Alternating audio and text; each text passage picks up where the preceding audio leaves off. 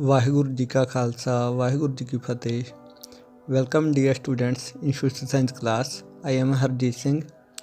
Today we will start 7th chapter from political science. Chapter name is outcomes of democracy. Outcomes the meaning ਹੁੰਦਾ ਹੈ ਨਤੀਜੇ।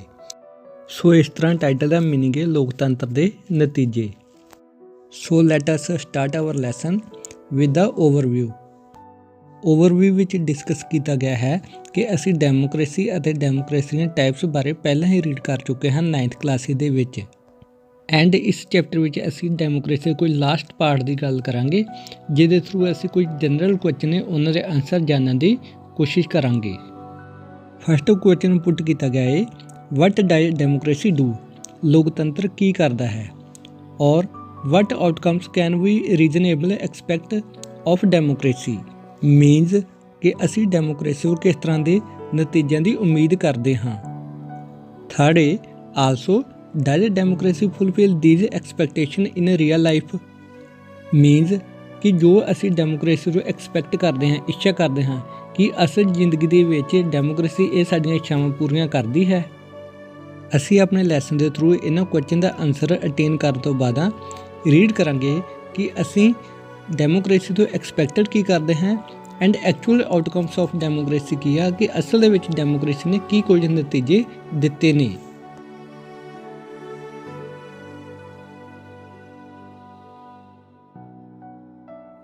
NCERT book page number 90 ਦੇ ਸਭ ਤੋਂ ਪਹਿਲਾਂ ਸਾਡੇ ਕੋਲ ਆ ਜਾਂਦਾ ਹੈ how do we assess democracies outcomes, means ਅਸੀਂ ਲੋਕਤੰਤਰ ਦੇ ਨਤੀਜਿਆਂ ਨੂੰ ਕਿਵੇਂ ਇਵੈਲੂਏਟ ਕਰ ਸਕਦੇ ਹਾਂ। ਸਟਾਰਟਿੰਗ ਵਿੱਚ ਸਾਡੇ ਕੋਲ ਆ ਜਾਂਦਾ ਹੈ why the democracy is a better form of government, meaning ਲੋਕਤੰਤਰ ਕਿਸਮ ਦੀ ਸਰਕਾਰ ਵਧੀਆ ਕਿਉਂ ਹੈ। ਡੈਮੋਕ੍ਰੇਸੀ ਬੈਟਰ ਕਿਉਂ ਹੈ, ਇਸ ਦੇ ਕੁਝ ਰੀਜ਼ਨਸ ਦਿੱਤੇ ਗਏ ਨੇ। ਫਸਟ ਰੀਜ਼ਨ ਵਿੱਚ ਐਕਸਪਲੇਨ ਕੀਤਾ ਗਿਆ ਹੈ ਕਿ ਡੈਮੋਕ੍ਰੇਸੀ ਸਾਰੇ ਨਾਗਰਿਕਾਂ ਦੀ ਬਰਾਬਰਤਾ ਨੂੰ ਪ੍ਰਮੋਟ ਕਰਦੀ ਹੈ। ਸੈਕਿੰਡ ਪੁਆਇੰਟ ਵਿੱਚ ਵਰਡ ਆਇਆ ਇਨਹੈਂਸ, ਜਿਸ ਦਾ ਮਤਲਬ ਹੁੰਦਾ ਕਿਸੇ ਚੀਜ਼ ਨੂੰ ਵਧਾਵਾ ਦੇਣਾ, ਵਧਾਉਣਾ। ਸੋ ਇਸ ਪੁਆਇੰਟ ਦੇ ਅਨੁਸਾਰ ਆਖਿਆ ਗਿਆ ਹੈ ਕਿ ਡੈਮੋਕ੍ਰੇਸੀ ਹਰੇਕ ਪਰਸਨ ਦੇ ਮਾਨ ਸਨਮਾਨ ਨੂੰ ਵਧਾਉਂਦੀ ਹੈ। ਥਰਡ ਪੁਆਇੰਟ ਵਿੱਚ ਦੱਸਿਆ ਗਿਆ ਹੈ ਕਿ ਇਹ ਫੈਸਲਾ ਲੈਣ ਦੀ ਕੁਆਲਿਟੀ ਨੂੰ ਇੰਪਰੂਵ ਕਰਦੀ ਹੈ, ਸੁਧਾਰ ਕਰਦੀ ਹੈ, ਕਿਉਂਕਿ ਇਸ ਵਿੱਚ ਡਿਸੀਜਨ ਕਿਸੇ ਇੱਕ ਪਰਸਨ ਵੱਲੋਂ ਨਹੀਂ ਲਿਆ ਜਾਂਦਾ। ਡੈਮੋਕ੍ਰੇਸੀ ਦੇ ਵਿੱਚ ਸਾਰਿਆਂ ਦੀ ਸਲਾਹ ਦੇ ਨਾਲ ਕੋਈ ਡਿਸੀਜਨ ਲਿਆ ਜਾਂਦਾ ਹੈ। ਫੋਰਥ ਪੁਆਇੰਟ ਵਿੱਚ ਐਕਸਪਲੇਨ ਕੀਤਾ ਗਿਆ ਹੈ ਕਿ ਅਗਰ ਕਿਸੇ ਫੈਸਲੇ ਦੇ ਉੱਪਰ ਡਿਸੀਜਨ ਦੇ ਉੱਪਰ ਕੋਈ ਝਗੜਾ ਹੋ ਜਾਂਦਾ ਹੈ ਤਾਂ ਉਸ ਨੂੰ ਸੋਲਵ ਕਰਨ ਵਾਸਤੇ ਇਹ ਇੱਕ ਮੈਥਡ, ਕੋਈ ਤਰੀਕਾ ਪ੍ਰੋਵਾਈਡ ਕਰਦੀ ਹੈ। ਫਿਫਥ ਪੁਆਇੰਟ ਵਿੱਚ ਦੱਸਿਆ ਗਿਆ ਹੈ ਕਿ ਅਗਰ ਡੈਮੋਕ੍ਰੇਸੀ ਵਿੱਚ ਕੋਈ ਮਿਸਟੇਕਸ ਹੋ ਜਾਂਦੀਆਂ, ਗਲਤੀਆਂ ਹੋ ਜਾਂਦੀਆਂ ਨੇ ਤਾਂ ਉਹਨਾਂ ਨੂੰ ਇੰਪਰੂਵ ਕਰਨ ਦਾ ਮੌਕਾ ਮਿਲ ਜਾਂਦਾ ਹੈ। ਬੁੱਕ ਦੇ ਉੱਪਰ ਨੈਕਸਟ ਪੈਰਾਗ੍ਰਾਫ ਵਿੱਚ ਪੁੱਛਿਆ ਗਿਆ ਹੈ ਕਿ ਜੋ ਅਸੀਂ ਐਕਸਪੈਕਟੇਸ਼ਨ ਕਰਦੇ ਹਾਂ ਡੈਮੋਕ੍ਰੇਸੀ ਤੋਂ ਕਿ ਅਸਲ ਦੇ ਵਿੱਚ ਇਹ ਸਾਨੂੰ ਰੀਅਲਾਈਜ਼ ਹੁੰਦੀਆਂ ਨੇ, ਪ੍ਰਾਪਤ ਹੁੰਦੀਆਂ ਨੇ। ਜਦੋਂ ਅਸੀਂ ਆਪਣੇ ਆਸ-ਪਾਸ ਲੋਕਾਂ ਦੇ ਨਾਲ ਗੱਲ ਕਰਦੇ ਹਾਂ ਤਾਂ ਮੋਸਟਲੀ ਲੋਕ ਜਿਹੜਾ ਡੈਮੋਕ੍ਰੇਸੀ ਦੇ ਅਗੇਂਸਟ ਜਾਂਦੇ ਆ। ਉਹਨਾਂ ਦਾ ਮੰਨਣਾ ਹੁੰਦਾ ਹੈ ਕਿ ਡੈਮੋਕ੍ਰੇਸੀ ਦੇ ਨਾਲੋਂ ਮਿਲਟਰੀ ਦਾ ਰਾਜ ਵਧੀਆ ਹੈ, ਜਾਂ ਇੱਕ ਰਾਜੇ ਦਾ ਰਾਜ ਵਧੀਆ ਹੈ, ਜਾਂ ਇੱਕ ਕੋਈ ਰਿਲੀਜੀਅਸ ਪਰਸਨ ਹੋਵੇ ਉਹਦਾ ਰਾਜ ਵਧੀਆ ਹੈ। ਜਦੋਂ ਅਸੀਂ ਉਹਨਾਂ ਦੀਆਂ ਗੱਲਾਂ ਸੁਣਦੇ ਹਾਂ ਤਾਂ ਅਸੀਂ ਡੈਲਮਾ, ਅਸੀਂ ਦੁਬਿਧਾ ਦੇ ਵਿੱਚ ਫਸ ਜਾਂਦੇ ਹਾਂ ਕਿ ਕੀ ਇਹ ਪਰਸਨ ਸਹੀ ਨੇ ਜਾਂ ਡੈਮੋਕ੍ਰੇਸੀ ਸਹੀ ਆ। ਉਦੋਂ ਅਸੀਂ ਡੈਮੋਕ੍ਰੇਸੀ ਦੇ ਜੋ ਸਿਧਾਂਤ ਨੇ ਇਹਨਾਂ ਦੇ ਨੂੰ ਇੱਕ ਸ਼ੱਕ ਦੀ ਨਜ਼ਰ ਨਾਲ ਦੇਖਣਾ ਸ਼ੁਰੂ ਕਰ ਦਿੰਦੇ ਹਾਂ। ਸਾਡੇ ਮਨ ਦੀ ਫਿਰ ਜੋ ਸ਼ੰਕਾ ਹੈ, ਡੈਲਮਾ, ਇਹ ਫਿਰ ਸਾਨੂੰ ਜਿਹੜਾ ਵਾ ਸੋਚਣ ਵਾਸਤੇ ਮਜਬੂਰ ਕਰਦਾ ਹੈ ਕਿ ਡੈਮੋਕ੍ਰੇਸੀ ਦੇ ਨਤੀਜੇ ਕੀ ਨੇ, ਆਊਟਕਮਸ ਕੀ ਨੇ, ਡੈਮੋਕ੍ਰੇਸੀ ਕੀ ਨੇ। ਇੱਥੇ ਸਾਨੂੰ ਇੱਕ ਕੁਐਸਚਨ ਪੁੱਟ ਕੀਤਾ ਗਿਆ ਹੈ do we prefer democracy only for moral reasons, ਕਿ ਡੈਮੋਕ੍ਰੇਸੀ ਦੇ ਮੋਰਲ ਰੀਜਨਸ ਜੋ ਅਸੀਂ ਲਾਸਟ ਦੇ 5 ਪੜ੍ਹੇ ਆ ਉਹ ਵਧੀਆ, ਕਿ ਇਸੇ ਕਰਕੇ ਅਸੀਂ ਡੈਮੋਕ੍ਰੇਸੀ ਨੂੰ ਫੋਲੋ ਕਰੀਏ, ਔਰ are there some prudential reason to support the democracy too, ਜਾਂ ਸਮਝਦਾਰੀ ਵਾਲੇ ਕੁਝ ਹੋਰ ਵੀ ਕਾਰਨ ਨੇ ਜਿਨ੍ਹਾਂ ਦਾ ਕਰਕੇ ਅਸੀਂ ਡੈਮੋਕ੍ਰੇਸੀ ਨੂੰ ਸਪੋਰਟ ਕਰੀਏ। ਇਹਨਾਂ ਕੁਐਸਚਨ ਦਾ ਆਨਸਰ ਫਾਈਂਡ ਆਊਟ ਕਰਨ ਵਾਸਤੇ ਅਸੀਂ ਚੈਪਟਰ ਨੂੰ ਫਰਦਰ ਰੀਡ ਕਰਦੇ ਹਾਂ। ਫਸਟ ਪੁਆਇੰਟ ਸਾਡੇ ਕੋਲ ਆ ਜਾਂਦਾ ਹੈ ਕਿ ਅੱਜ ਵਰਲਡ ਦੇ ਵਿੱਚ 100 ਤੋਂ ਜ਼ਿਆਦਾ ਕੰਟਰੀਜ਼ ਅਜਿਹੇ ਨੇ ਜਿੱਥੇ ਡਾਇਰੈਕਟਲੀ ਜਾਂ ਇਨਡਾਇਰੈਕਟਲੀ ਡੈਮੋਕ੍ਰੈਟਿਕ ਪੋਲੀਟਿਕਸ ਜਾਂ ਡੈਮੋਕ੍ਰੈਟਿਕ ਪੋਲੀਟਿਕਸ ਦੇ ਪ੍ਰਿੰਸੀਪਲਸ ਫੋਲੋ ਕੀਤੇ ਜਾਂਦੇ ਨੇ। ਜਿਵੇਂ ਕਿ ਇਹਨਾਂ ਕੰਟਰੀਜ਼ ਦੇ ਕੋਲ ਆਪਣਾ ਕੌਨਸਟੀਟਿਊਸ਼ਨ ਹੈ, ਇੱਥੇ ਪੋਲੀਟੀਕਲ ਪਾਰਟੀਜ਼ ਆ, ਰੈਗੂਲਰਲੀ ਇੰਟਰਵਲ ਤੋਂ ਬਾਅਦ ਇਲੈਕਸ਼ਨਸ ਕਰਵਾਈਆਂ ਜਾਂਦੀਆਂ ਨੇ, ਔਰ ਇੱਥੋਂ ਦੇ ਜੋ ਸਿਟੀਜ਼ਨਸ ਨੇ ਉਹਨਾਂ ਨੂੰ ਰਾਈਟਸ ਦੀ, ਅਧਿਕਾਰਾਂ ਦੀ ਗਰੰਟੀ ਦਿੱਤੀ ਜਾਂਦੀ ਹੈ। ਸੈਕਿੰਡ ਪੁਆਇੰਟ ਵਿੱਚ ਐਕਸਪਲੇਨ ਕੀਤਾ ਗਿਆ ਹੈ ਕਿ ਹਰੇਕ ਕੰਟਰੀ ਜਿੱਥੇ ਡੈਮੋਕ੍ਰੇਸੀ ਫੋਲੋ ਕੀਤੀ ਜਾਂਦੀ ਹੈ ਉੱਥੇ ਡੈਮੋਕ੍ਰੇਸੀ ਦੇ ਮੇਨ ਫੀਚਰ ਤਾਂ ਬਿਲਕੁਲ ਸੇਮ ਹੁੰਦੇ ਆ, ਪਰ ਫਿਰ ਵੀ ਇੱਕ ਕੰਟਰੀ ਦੀ ਡੈਮੋਕ੍ਰੇਸੀ ਦੂਸਰੇ ਕੰਟਰੀ ਦੀ ਡੈਮੋਕ੍ਰੇਸੀ ਦੇ ਨਾਲੋਂ ਇਕਨੋਮਿਕ, ਸੋਸ਼ਲ ਅਤੇ ਕਲਚਰਲ ਦੇ ਡਿਫਰੈਂਟ ਦਾ ਕਰਕੇ ਅਲੱਗ-ਅਲੱਗ ਹੁੰਦੀ ਹੈ। ਐਗਜ਼ਾਮਪਲ ਦੇ ਤੌਰ 'ਤੇ ਅਸੀਂ ਇੰਡੀਅਨ ਡੈਮੋਕ੍ਰੇਸੀ ਨੂੰ ਅਮਰੀਕਨ ਡੈਮੋਕ੍ਰੇਸੀ ਨਾਲ ਕੰਪੇਅਰ ਕਰਾਂਗੇ ਤਾਂ ਸਾਨੂੰ ਬਹੁਤ ਸਾਰੇ ਡਿਫਰੈਂਸ ਜਿਹੜੇ ਉਹ ਫਾਈਂਡ ਆਊਟ ਹੋ ਜਾਣਗੇ। ਜਿਵੇਂ ਕਿ ਉੱਥੇ ਇਲੈਕਸ਼ਨ 4 ਈਅਰਸ ਬਾਅਦ ਹੁੰਦੀ ਆ, ਸਾਡੇ ਇਲੈਕਸ਼ਨ 5 ਈਅਰਸ ਬਾਅਦ ਹੁੰਦੀ ਆ। ਉੱਥੇ ਕੰਟਰੀ ਦਾ ਹੈੱਡ ਪ੍ਰੈਜ਼ੀਡੈਂਟ ਆ, ਇੱਥੇ ਸਾਡੇ ਇੰਡੀਆ ਦੇ ਵਿੱਚ ਹੈੱਡ ਦਾ ਪ੍ਰੈਜ਼ੀਡੈਂਟ ਆ, ਪਰ ਸਾਰਾ ਵਰਕ PM ਵੱਲੋਂ ਕੀਤਾ ਜਾਂਦਾ ਹੈ। ਇਹ ਡਿਫਰੈਂਸਿਸ ਸਾਡੀ social, cultural and economical background ਦਾ ਕਰਕੇ ਨੇ। ਇਸੇ ਤਰ੍ਹਾਂ ਹੋਰ ਵੀ ਕੰਟਰੀ ਜਿੱਥੇ ਡੈਮੋਕ੍ਰੇਸੀ ਫੋਲੋ ਕੀਤੀ ਜਾਂਦੀ ਆ ਉੱਥੇ ਡੈਮੋਕ੍ਰੇਸੀ ਦੇ ਮੇਨ ਪ੍ਰਿੰਸੀਪਲ ਫੋਲੋ ਤਾਂ ਕੀਤੇ ਜਾਂਦੇ ਨੇ, ਪਰ ਉਹਨਾਂ ਨੂੰ ਫੋਲੋ ਕਰਨ ਦਾ ਤਰੀਕਾ ਕੋਈ ਹੋਰ ਹੋ ਸਕਦਾ ਹੈ। ਡੈਮੋਕ੍ਰੇਸੀ ਦੇ ਵਿੱਚ ਡਿਫਰੈਂਸਿਸ ਹੋਣ ਦਾ ਕਰਕੇ ਕਿਸੇ ਕੰਟਰੀ ਵੱਲੋਂ ਡੈਮੋਕ੍ਰੇਸੀ ਦੇ ਨਾਲ ਕੋਈ ਵੱਧ ਅਚੀਵਮੈਂਟ ਪ੍ਰਾਪਤ ਕਰ ਲਈਆਂ ਜਾਂਦੀਆਂ ਨੇ, ਕਿਸੇ ਕੰਟਰੀ ਵੱਲੋਂ ਘੱਟ ਕਰ ਲਈਆਂ ਜਾਂਦੀਆਂ ਨੇ। ਡੈਮੋਕ੍ਰੇਸੀ ਵਿੱਚ ਬੇਸ਼ੱਕ ਸਾਡੀਆਂ ਕੋਈ ਐਕਸਪੈਕਟੇਸ਼ਨ ਪੂਰੀਆਂ ਹੋ ਵੀ ਜਾਣ, ਫਿਰ ਵੀ ਅਸੀਂ ਮੋਰ ਐਕਸਪੈਕਟੇਸ਼ਨ ਜਿਹੜੇ ਕਰਨ ਲੱਗ ਜਾਂਦੇ ਕਿ ਸਾਡੀਆਂ ਇਹ ਵੀ ਇੱਛਾਵਾਂ ਜਿਹੜੀਆਂ ਪੂਰੀਆਂ ਹੋਣੀਆਂ ਚਾਹੀਦੀਆਂ ਨੇ। ਅਸੀਂ ਅਜਿਹਾ ਤਾਂ ਹੀ ਕਰਦੇ ਹਾਂ ਕਿਉਂਕਿ ਇਹ ਡੈਮੋਕ੍ਰੇਸੀ ਆ।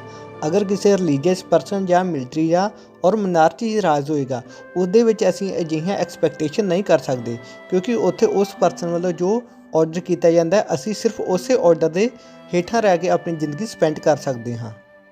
ਸਾਡਾ ਡੈਮੋਕ੍ਰੇਸੀ ਵਿੱਚ ਜੋ ਇੰਟਰਸਟ ਲਗਾਤਾਰ ਇਨਕਰੀਜ਼ ਹੋ ਰਿਹਾ ਹੈ, ਇਹੀ ਸਾਨੂੰ ਇਸ ਚੀਜ਼ ਵੱਲ ਪੁਸ਼ ਕਰ ਦਿੰਦਾ ਹੈ ਕਿ ਡੈਮੋਕ੍ਰੇਸੀ ਸਾਡੀਆਂ ਸਾਰੀਆਂ ਸੋਸ਼ਲ ਐਂਡ ਇਕਨੋਮਿਕਲ ਪ੍ਰੋਬਲਮ ਨੂੰ ਸੋਲਵ ਕਰ ਸਕਦੀ ਹੈ।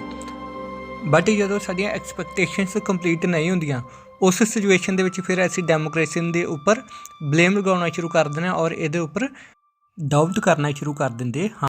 ਨੈਕਸਟ ਸਾਡੇ ਕੋਲ ਆਉਂਦਾ ਹੈ ਡੈਮੋਕ੍ਰੇਸੀ ਦੇ ਨਤੀਜਿਆਂ ਨੂੰ ਐਵੈਲੂਏਟ ਕਰਨ ਤੋਂ ਪਹਿਲਾਂ ਸਾਨੂੰ ਕਿਹੜੀਆਂ ਗੱਲਾਂ ਨੂੰ ਸਮਝ ਲੈਣਾ ਚਾਹੀਦਾ ਹੈ। ਫਸਟ ਪੁਆਇੰਟ ਵਿੱਚ ਸਾਨੂੰ ਐਕਸਪਲੇਨ ਕੀਤਾ ਗਿਆ ਹੈ ਕਿ ਸਾਨੂੰ ਇਹ ਗੱਲ ਚੰਗੀ ਤਰ੍ਹਾਂ ਕੇਅਰਫੁਲੀ ਜਾਣ ਲੈਣੀ ਚਾਹੀਦੀ ਹੈ ਕਿ ਡੈਮੋਕ੍ਰੇਸੀ ਸਿਰਫ ਇੱਕ ਗੌਰਮੈਂਟ ਦੀ ਟਾਈਪ ਹੈ। ਫਸਟ ਪੁਆਇੰਟ ਦੀ ਹੋਰ ਕਲੈਰੀਫਿਕੇਸ਼ਨ ਸੈਕੰਡ ਪੁਆਇੰਟ ਤੋਂ ਹੋ ਜਾਂਦੀ ਹੈ, ਜਿਸ ਵਿੱਚ ਐਕਸਪਲੇਨ ਕੀਤਾ ਗਿਆ ਹੈ ਕਿ ਡੈਮੋਕ੍ਰੇਸੀ ਗੌਰਮੈਂਟ ਦੀ ਇੱਕ ਅਜਿਹੀ ਟਾਈਪ ਹੈ ਜੋ ਕਿ ਸਾਨੂੰ ਕਿਸੇ ਵੀ ਚੀਜ਼ ਦੀ ਪ੍ਰਾਪਤੀ ਵਾਸਤੇ ਜੋ ਫੇਵਰੇਬਲ ਕੰਡੀਸ਼ਨਸ ਚਾਹੀਦੀਆਂ ਨੇ, ਹਾਲਾਤ ਚਾਹੀਦੇ ਨੇ, ਉਹ ਕੰਡੀਸ਼ਨ ਸਾਨੂੰ ਡੈਮੋਕ੍ਰੇਸੀ ਪ੍ਰੋਵਾਈਡ ਕਰਦੀ ਹੈ। ਥਰਡ ਪੁਆਇੰਟ ਵਿੱਚ ਐਕਸਪਲੇਨ ਕੀਤਾ ਗਿਆ ਹੈ ਕਿ ਸਿਟੀਜ਼ਨ ਨੂੰ ਅਜਿਹੀਆਂ ਕੰਡੀਸ਼ਨ ਦਾ ਐਡਵਾਂਟੇਜ ਲੈ ਕੇ ਆਪਣੇ ਗੋਲਸ ਅਚੀਵ ਕਰਨੇ ਚਾਹੀਦੇ ਹਨ। ਨੈਕਸਟ ਟੌਪਿਕ ਸਾਡੇ ਕੋਲ ਆ ਜਾਂਦਾ ਹੈ ਅਕਾਊਂਟੇਬਲ, ਰਿਸਪੌਂਸਿਵ ਐਂਡ ਲੈਜੀਟੀਮੇਟ ਗੌਰਮੈਂਟ। ਅਕਾਊਂਟੇਬਲ ਮਤਲਬ ਉੱਤਰਦਾਈ, ਜਿਸ ਨੇ ਆਪਣੇ ਵਰਕ ਦਾ ਕਿਸੇ ਨੂੰ ਉੱਤਰ ਦੇਣਾ ਹੋਵੇ। ਰਿਸਪੌਂਸਿਵ ਜ਼ਿੰਮੇਵਾਰੀ ਐਂਡ ਲੈਜੀਟੀਮੇਟ ਗੌਰਮੈਂਟ ਮਤਲਬ ਜਾਇਜ਼ ਸਰਕਾਰ। ਜਾਇਜ਼ ਮੀਨਸ ਕੰਡੀਸ਼ਨਸ ਸਾਡੇ ਫੇਵਰੇਬਲ ਹੋਣ, ਕਿਸੇ ਦੇ ਨਾਲ ਕੋਈ ਵੀ ਨਜਾਇਜ਼ ਕੰਮ ਜਾਂ ਨਜਾਇਜ਼ ਧੱਕਾ ਨਾ ਹੁੰਦਾ ਹੋਵੇ। ਸੋ ਅਸੀਂ ਡੈਮੋਕ੍ਰੇਸੀ ਗੌਰਮੈਂਟ ਤੋਂ ਐਕਸਪੈਕਟ ਕਰਦੇ ਹਾਂ, ਆਸ ਕਰਦੇ ਹਾਂ ਕਿ ਇਹ ਗੌਰਮੈਂਟ ਅਕਾਊਂਟੇਬਲ, ਰਿਸਪੌਂਸਿਵ ਐਂਡ ਲੈਜੀਟੀਮੇਟ ਗੌਰਮੈਂਟ ਹੋਵੇ। ਨੈਕਸਟ ਸਾਡੇ ਕੋਲ ਆ ਜਾਂਦਾ ਹੈ ਕਿ ਅਸੀਂ ਡੈਮੋਕ੍ਰੇਸੀ ਤੋਂ ਕਿਉਂ ਇਹ ਉਮੀਦ ਕਰਦੇ ਹਾਂ ਕਿ ਡੈਮੋਕ੍ਰੇਸੀ ਅਕਾਊਂਟੇਬਲ, ਰਿਸਪੌਂਸਿਵ ਐਂਡ ਲੈਜੀਟੀਮੇਟ ਗੌਰਮੈਂਟ ਹੋਵੇ, ਕਿਉਂਕਿ ਡੈਮੋਕ੍ਰੇਸੀ ਵਿੱਚ ਕੋਈ ਥਿੰਗਸ ਜਿਹੜੀਆਂ ਸਾਨੂੰ ਪ੍ਰੋਵਾਈਡ ਕੀਤੀਆਂ ਜਾਂਦੀਆਂ ਨੇ। ਕੀ ਪ੍ਰੋਵਾਈਡ ਕੀਤਾ ਜਾਂਦਾ? ਫਸਟ ਪੁਆਇੰਟ ਵਿੱਚ ਐਕਸਪਲੇਨ ਕੀਤਾ ਗਿਆ ਹੈ ਪਿਊਪਲਸ ਨੂੰ ਆਪਣੇ ਰੂਲਰਸ ਆਪ ਚੂਜ਼ ਕਰਨ ਦਾ ਅਧਿਕਾਰ ਹੈ। ਪਿਊਪਲਸ ਇਲੈਕਸ਼ਨ ਦੇ ਵਿੱਚ ਵੋਟਿੰਗ ਕਰਕੇ ਆਪਣੇ ਰੂਲਰਸ ਆਪ ਸਿਲੈਕਟ ਕਰਦੇ ਨੇ, ਫਿਰ ਆਪ ਹੀ ਉਹਨਾਂ ਦੇ ਉੱਪਰ ਕੰਟਰੋਲ ਰੱਖਦੇ ਨੇ। ਪਿਊਪਲਸ ਵੱਲੋਂ ਕੰਟਰੋਲ ਕਿਵੇਂ ਕੀਤਾ ਜਾਂਦਾ ਹੈ ਕਿ ਅਗਰ ਕੋਈ ਮਿਨਿਸਟਰ, ਕੋਈ MLA ਵੱਲੋਂ ਕੋਈ ਰੋਂਗ ਵਰਕ ਕੀਤਾ ਜਾਂਦਾ ਹੈ ਤਾਂ ਲੋਕ ਉਸ ਦੇ ਅਗੇਂਸਟ ਪ੍ਰੋਟੈਸਟ ਕਰਦੇ ਨੇ, ਜਿਸ ਕਰਕੇ ਉਸ ਨੂੰ ਆਪਣਾ ਡਿਸੀਜਨ ਚੇਂਜ ਕਰਨਾ ਪੈਂਦਾ ਹੈ। ਕਿਉਂਕਿ ਅਗਰ ਉਹ ਆਪਣਾ ਡਿਸੀਜਨ ਚੇਂਜ ਨਹੀਂ ਕਰੇਗਾ, ਪਿਊਪਲਸ ਦੇ ਅਗੇਂਸਟ ਜਾਏਗਾ, ਨੈਕਸਟ ਇਲੈਕਸ਼ਨ ਦੇ ਵਿੱਚ ਪਿਊਪਲਸ ਫਿਰ ਉਸ ਪਰਸਨ ਨੂੰ ਵੋਟਿੰਗ ਨਹੀਂ ਕਰਨਗੇ। ਸੈਕੰਡ ਪੁਆਇੰਟ ਵਿੱਚ ਐਕਸਪਲੇਨ ਕੀਤਾ ਗਿਆ ਹੈ ਕਿ ਡੈਮੋਕ੍ਰੇਸੀ ਦਾ ਸੈਕੰਡ ਮੋਸਟ ਆਊਟਕਮ ਇਹੀ ਹੈ ਕਿ ਡੈਮੋਕ੍ਰੇਸੀ ਵਿੱਚ ਗੌਰਮੈਂਟ ਵੱਲੋਂ ਜੋ ਵੀ ਵਰਕ ਕੀਤਾ ਜਾਂਦਾ ਹੈ ਉਸ ਵਰਕ ਦਾ ਅਕਾਊਂਟੇਬਲ ਉੱਤਰ ਗੌਰਮੈਂਟ ਨੂੰ, ਪਿਊਪਲਸ ਨੂੰ ਦੇਣਾ ਪੈਂਦਾ ਹੈ। ਇਸ ਤੋਂ ਇਲਾਵਾ ਡੈਮੋਕ੍ਰੇਸੀ ਗੌਰਮੈਂਟ ਸਾਡੀਆਂ ਐਕਸਪੈਕਟੇਸ਼ਨ ਅਤੇ ਨੀਡਸ ਨੂੰ ਪੂਰਾ ਕਰਨ ਵਾਸਤੇ ਰਿਸਪੌਂਸਿਬਲ ਹੁੰਦੀ ਹੈ। ਡੈਮੋਕ੍ਰੇਸੀ ਤੋਂ ਇਲਾਵਾ ਮਿਲਟਰੀ ਗੌਰਮੈਂਟ, ਮੋਨਾਰਚੀ ਗੌਰਮੈਂਟ ਜਾਂ ਕਿਸੇ ਰਿਲੀਜੀਅਸ ਪਰਸਨ ਵੱਲੋਂ ਅਗਰ ਕੋਈ ਗੌਰਮੈਂਟ ਚਲਾਈ ਜਾ ਰਹੀ ਆ, ਉਸ ਤੋਂ ਅਸੀਂ ਕਦੇ ਵੀ ਐਕਸਪੈਕਟ ਨਹੀਂ ਕਰ ਸਕਦੇ ਕਿ ਇਹ ਪਰਸਨ ਸਾਡੀਆਂ ਐਕਸਪੈਕਟੇਸ਼ਨ, ਸਾਡੀਆਂ ਨੀਡਸ ਜਿਹੜੀਆਂ ਪੂਰੀਆਂ ਕਰੇ। ਡੈਮੋਕ੍ਰੇਸੀ ਗੌਰਮੈਂਟ ਵਿੱਚ ਅਸੀਂ ਇਸ ਕਰਕੇ ਐਕਸਪੈਕਟ ਕਰਦੇ ਹਾਂ ਕਿਉਂਕਿ ਡੈਮੋਕ੍ਰੇਸੀ ਗੌਰਮੈਂਟ ਸਾਡੇ ਵੱਲੋਂ ਖੁਦ ਚੁਣੀ ਗਈ ਸਰਕਾਰ ਹੈ। ਨੈਕਸਟ ਸਾਡੇ ਕੋਲ ਆ ਜਾਂਦਾ ਹੈ कि ਜਦੋਂ ਅਸੀਂ ਡੈਮੋਕ੍ਰੇਸੀ ਅਕਾਊਂਟੇਬਲ ਰਿਸਪੌਂਸਿਵ ਦੀ ਗੱਲ ਕਰਦੇ ਹਾਂ ਫਿਰ ਇੱਕ ਕਾਮਨ ਕੁਐਸਚਨ ਰੇਜ਼ ਹੁੰਦਾ ਹੈ, is the democratic government efficient and is it effective. ਇਸ ਕੁਐਸਚਨ ਦੇ ਆਨਸਰ ਵਿੱਚ ਕਹਿੰਦੇ ਕੁਝ ਪੀਪਲ ਸੋਚਦੇ ਆ ਕਿ ਡੈਮੋਕ੍ਰੇਸੀ ਗਵਰਨਮੈਂਟ ਇੱਕ ਇਫੈਕਟਿਵ ਗਵਰਨਮੈਂਟ ਨਹੀਂ ਹੈ। ਕੁਝ ਹੱਦ ਤੱਕ ਵੇਖਿਆ ਜਾਵੇ ਤਾਂ ਇਹਨਾਂ ਲੋਕਾਂ ਦਾ ਇਹ ਮੰਨਣਾ ਬਿਲਕੁਲ ਸਹੀ ਵੀ ਹੈ, ਕਿਉਂਕਿ ਅਗਰ ਅਸੀਂ ਨਾਨ ਡੈਮੋਕ੍ਰੈਟਿਕ ਗਵਰਨਮੈਂਟਸ ਵੱਲ ਦੇਖੀਏ ਤਾਂ ਉੱਥੇ ਜੋ ਵੀ ਡਿਸੀਜਨ ਲਿਆ ਜਾਣਾ ਹੁੰਦਾ ਹੈ ਉਹ ਡਿਸੀਜਨ ਲੈਣ ਵਾਲੇ ਕੋਈ ਅਸੈਂਬਲੀਜ਼ ਕਰਨ ਦੀ ਲੋੜ ਨਹੀਂ ਹੁੰਦੀ, ਕੋਈ ਮੈਜੋਰਟੀ ਦੀ ਲੋੜ ਨਹੀਂ ਹੁੰਦੀ, ਜਾਂ ਪਬਲਿਕ ਓਪੀਨੀਅਨ ਜਾਣਨ ਦੀ ਲੋੜ ਮਹਿਸੂਸ ਨਹੀਂ ਕੀਤੀ ਜਾਂਦੀ ਕਿ ਪਬਲਿਕ ਇਸ ਡਿਸੀਜਨ ਨੂੰ ਐਕਸੈਪਟ ਕਰੇਗੀ ਜਾਂ ਨਹੀਂ ਕਰੇਗੀ। ਸੋ ਜਦੋਂ ਨਾਨ ਡੈਮੋਕ੍ਰੈਟਿਕ ਗਵਰਨਮੈਂਟ ਵਿੱਚ ਮੈਜੋਰਟੀ ਜਾਂ ਪਬਲਿਕ ਓਪੀਨੀਅਨ ਦੀ ਕੋਈ ਚਿੰਤਾ ਨਹੀਂ ਹੁੰਦੀ ਤਾਂ ਉਹਨਾਂ ਵੱਲੋਂ ਜਲਦੀ ਹੀ ਡਿਸੀਜਨ ਲਿਆ ਜਾਂਦਾ, ਕੋਈ ਵੀ ਫੈਸਲਾ ਜਲਦੀ ਕਰ ਲਿਆ ਜਾਂਦਾ ਹੈ। ਨੈਕਸਟ ਕਿਹਾ ਗਿਆ ਹੈ, ਤੇਜ਼ੀ ਦੇ ਨਾਲ ਨਾਨ ਡੈਮੋਕ੍ਰੈਟਿਕ ਗਵਰਨਮੈਂਟ ਵੱਲੋਂ ਹੋ ਸਕਦਾ ਕੋਈ ਅਜਿਹਾ ਡਿਸੀਜਨ ਲੈ ਲਿਆ ਜਾਵੇ ਜੋ ਕਿ ਉੱਥੋਂ ਦੇ ਪੀਪਲਸ ਨੂੰ ਐਕਸੈਪਟਡ ਨਾ ਹੋਵੇ, ਜਿਸ ਨਾਲ ਬਾਅਦ ਵਿੱਚ ਪ੍ਰੋਬਲਮ ਕ੍ਰੀਏਟ ਹੋਵੇਗੀ। ਸੈਕੰਡ ਪੁਆਇੰਟ ਵਿੱਚ ਐਕਸਪਲੇਨ ਕੀਤਾ ਗਿਆ ਹੈ ਕਿ ਡੈਮੋਕ੍ਰੇਸੀ ਗਵਰਨਮੈਂਟ ਵਿੱਚ ਕੋਈ ਵੀ ਡਿਸੀਜਨ ਪੀਪਲਸ ਦੇ ਉੱਪਰ ਇੰਪਲੀਮੈਂਟ ਕਰਨਾ ਹੋਵੇ ਤਾਂ ਉਹ ਇੱਕ ਪ੍ਰੋਸੈਸ ਦੇ ਨਾਲ ਡਿਸੀਜਨ ਲਿਆ ਜਾਂਦਾ ਹੈ। ਸਾਰੇ ਰਿਪਰੈਜ਼ੈਂਟੇਟਿਵ ਜੋ ਅਸੀਂ ਚੁਣੇ ਹੁੰਦੇ ਨੇ ਉਹ ਬੈਠ ਕੇ ਇੱਕ ਬਿੱਲ ਤਿਆਰ ਕਰਦੇ ਨੇ, ਉਹ ਬਿੱਲ ਤਿਆਰ ਕਰਕੇ ਫਿਰ ਉਸ ਦੇ ਉੱਪਰ ਵੋਟਿੰਗ ਕੀਤੀ ਜਾਂਦੀ ਹੈ। ਪਾਰਲੀਮੈਂਟ ਵਿੱਚ ਪ੍ਰੈਜ਼ੈਂਟ ਰਿਪਰੈਜ਼ੈਂਟੇਟਿਵ ਵੱਲੋਂ ਅਗਰ ਮੈਜੋਰਟੀ ਦੇ ਨਾਲ ਇਹ ਬਿੱਲ ਪਾਸ ਕਰ ਦਿੱਤਾ ਜਾਂਦਾ ਹੈ ਫਿਰ ਇਸ ਬਿੱਲ ਨੂੰ ਅਪਰੂਵਲ ਲੈਣ ਵਾਸਤੇ ਪ੍ਰੈਜ਼ੀਡੈਂਟ ਕੋਲ ਭੇਜ ਦਿੱਤਾ ਜਾਂਦਾ ਹੈ। ਸੋ ਅਜਿਹੇ ਪ੍ਰੋਸੈਸ ਅਪਣਾਉਂਦਿਆਂ ਹੀ ਡੈਮੋਕ੍ਰੇਸੀ ਗਵਰਨਮੈਂਟ ਦੇ ਵਿੱਚ ਕੋਈ ਵੀ ਡਿਸੀਜਨ ਲੈਣ ਵਾਸਤੇ ਟਾਈਮ ਲੱਗ ਜਾਂਦਾ ਹੈ। ਇਸ ਤਰ੍ਹਾਂ ਡੈਮੋਕ੍ਰੇਸੀ ਵਿੱਚ ਕੋਈ ਵੀ ਡਿਸੀਜਨ ਭਾਵੇਂ ਲੇਟ ਆਉਂਦਾ ਹੈ ਪਰ ਜੋ ਵੀ ਡਿਸੀਜਨ ਕੀਤਾ ਜਾਂਦਾ ਹੈ ਮੋਸਟਲੀ ਪੀਪਲਸ ਵੱਲੋਂ ਇਸ ਨੂੰ ਐਕਸੈਪਟ ਕਰ ਲਿਆ ਜਾਂਦਾ ਹੈ। ਪੀਪਲਸ ਇਸ ਦੇ ਅਗੇਂਸਟ ਕੋਈ ਵੀ ਪ੍ਰੋਬਲਮ ਕ੍ਰੀਏਟ ਨਹੀਂ ਕਰਦੇ। ਲਾਸਟ ਪੁਆਇੰਟ ਵਿੱਚ ਐਕਸਪਲੇਨ ਕੀਤਾ ਗਿਆ ਹੈ ਕਿ ਜਦੋਂ ਅਸੀਂ ਡੈਮੋਕ੍ਰੇਸੀ ਦੇ ਆਊਟਕਮਸ ਨੂੰ ਫਾਈਂਡ ਆਊਟ ਕਰਨ ਦੀ ਕੋਸ਼ਿਸ਼ ਕਰਦੇ ਹਾਂ ਤਾਂ ਉਸ ਸਮੇਂ ਫਿਰ ਅਸੀਂ ਇਹ ਵੀ ਇੱਛਾ ਕਰਦੇ ਹਾਂ, ਐਕਸਪੈਕਟੇਸ਼ਨ ਕਰਦੇ ਹਾਂ ਕਿ ਡੈਮੋਕ੍ਰੇਸੀ ਦੇ ਵਿੱਚ ਜੋ ਵੀ ਡਿਸੀਜਨ ਲਿਆ ਜਾਣਾ ਹੈ ਉਹ ਡਿਸੀਜਨ ਇੱਕ ਪ੍ਰੋਸੀਜਰ ਨੂੰ ਫੋਲੋ ਕਰਕੇ ਲਿਆ ਜਾਵੇ। ਨੈਕਸਟ ਪੁਆਇੰਟ ਵਿੱਚ ਐਕਸਪਲੇਨ ਕੀਤਾ ਗਿਆ ਹੈ ਕਿ ਡੈਮੋਕ੍ਰੇਸੀ ਰੈਗੂਲਰ ਐਂਡ ਫ੍ਰੀ ਲਗਾਤਾਰ ਅਤੇ ਨਿਰਪੱਖ ਇਲੈਕਸ਼ਨ ਕਰਵਾਉਣ ਐਂਡ ਪਬਲਿਕ ਡਿਬੇਟ ਲੋਕ ਬਹਿਸ ਲਈ ਵਧੀਆ ਕੰਡੀਸ਼ਨਸ ਪ੍ਰੋਵਾਈਡ ਕਰਨ ਵਿੱਚ ਸਫਲ ਹੋਈ ਹੈ। ਸੈਕੰਡ ਪੁਆਇੰਟ ਵਿੱਚ ਐਕਸਪਲੇਨ ਕੀਤਾ ਗਿਆ ਹੈ ਕਿ ਪਰ ਜਦੋਂ ਗੌਰਮੈਂਟ ਦੀ ਕੋਈ ਇਨਫੋਰਮੇਸ਼ਨ ਆਪਣੇ ਸਿਟੀਜ਼ਨ ਨਾਲ ਸ਼ੇਅਰ ਕਰਨੀ ਹੋਵੇ ਤਾਂ ਇਸ ਪੱਖ ਦੇ ਵਿੱਚ ਡੈਮੋਕ੍ਰੇਸੀ ਗੌਰਮੈਂਟ ਦਾ ਰਿਕਾਰਡ ਕੋਈ ਜ਼ਿਆਦਾ ਵਧੀਆ ਨਹੀਂ ਹੈ।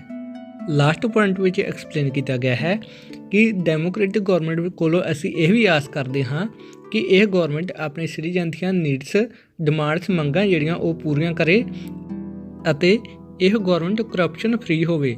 ਪਰ ਇਹਨਾਂ ਦੋਨਾਂ ਵਰਕਸ ਦੇ ਵਿੱਚ ਹੀ ਡੈਮੋਕ੍ਰੇਸੀ ਗੌਰਮੈਂਟ ਦਾ ਰਿਕਾਰਡ ਕੋਈ ਜ਼ਿਆਦਾ ਵਧੀਆ ਨਹੀਂ ਹੈ। ਨਾ ਤਾਂ ਇਹ ਪੂਰੀ ਤਰ੍ਹਾਂ ਆਪਣੇ ਪੀਪਲਸ ਦੀਆਂ ਡਿਮਾਂਡਸ ਪੂਰੀਆਂ ਕਰ ਪਾਉਂਦੀ ਹੈ, ਨਾ ਹੀ ਇਹ ਗੌਰਮੈਂਟ ਕਰਪਸ਼ਨ ਵਰਗੀ ਈਵਲ ਤੋਂ ਬਚ ਪਾਉਂਦੀ ਹੈ।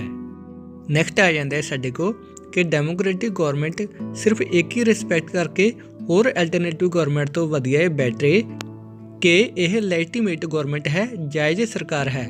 ਬੇਸ਼ੱਕ ਇਹ ਸਲੋ ਹੋਵੇ, ਕਰਪਟ ਹੋਵੇ ਜਾਂ ਕਈ ਵਾਰ ਆਪਣੀ ਰਿਸਪੌਂਸਿਬਿਲਿਟੀ ਵਧੀਆ ਤਰੀਕੇ ਦੇ ਨਾਲ ਨਾ ਨਿਭਾਉਂਦੀ ਹੋਵੇ, ਪਰ ਫਿਰ ਵੀ ਇਹ ਸਰਕਾਰ ਸਾਡੇ ਵੱਲੋਂ ਪੀਪਲਸ ਵੱਲੋਂ ਖੁਦ ਚੁਣੀ ਜਾਂਦੀ ਹੈ। ਇਹ ਪੀਪਲਸ ਦੀ ਆਪਣੀ ਗੌਰਮੈਂਟ ਹੈ। ਇਸੇ ਕਰਕੇ ਕੁਝ ਕਮੀਆਂ ਹੋਣ ਦੇ ਬਾਵਜੂਦ ਵੀ ਵਰਲਡ ਦੇ ਵਿੱਚ ਡੈਮੋਕ੍ਰੇਸੀ ਨੂੰ ਪ੍ਰੈਫਰੈਂਸ ਦਿੱਤੀ ਜਾਂਦੀ ਹੈ।